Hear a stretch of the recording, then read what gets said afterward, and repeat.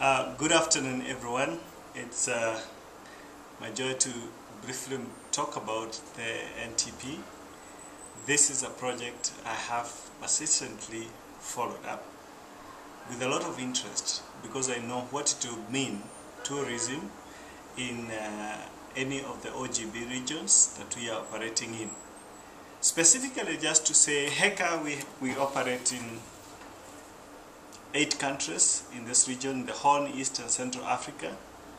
We have, out of those 8 countries, currently we are responding to about 7 emergencies.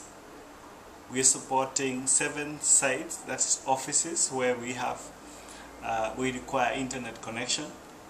We have different ISPs, the service providers, and we have so many technologies that we are using to just to ensure that the offices are connected.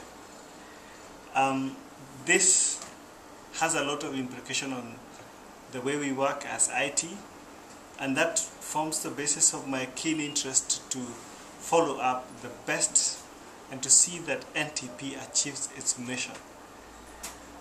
What it means to a RISM or to a person like me serving in this region, it means that there will be a great relief for me to have one contract, have one contact person, and to have one SLA to follow up on with one supplier. There will be much less time spent on supporting so many links, and this applies also to the IT officers.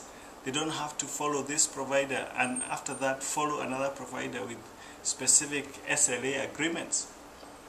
I find that the fact of engaging one supplier has implications in terms of equipment that we are supporting, the models that we are supporting, and the easier way of learning how to support these equipments that we are using.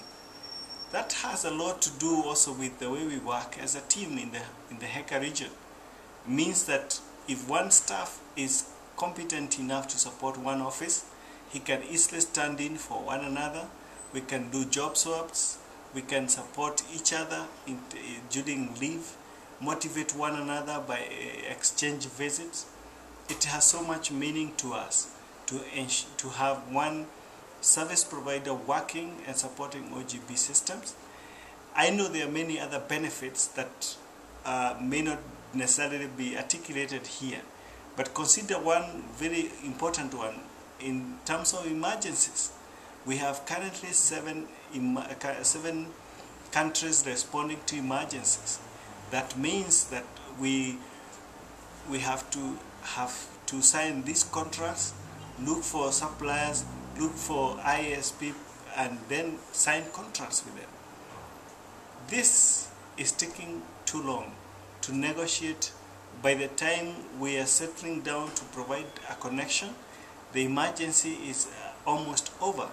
But with a provider that is with already an agreed terms, then we can quickly get easier and faster response to emergencies, and IT will be part and parcel of the immediate response that is required for each case. I can manage capacities. I can scale up, I can scale down the capacities that I need if I have already an agreement. All said and done then, I would say in terms of the region, we have challenges in getting this NTP in place. We really would want to have it as soon as possible, but not without challenges, I must admit. Key to this are government regulations. Some of these governments that are in the countries where we are operating have very stringent regulations that definitely require us to get our way around it, to negotiate or using third parties or whatever means, but to get the connection working. That's a major hurdle that we really need to start planning even as we look forward to implementing this project.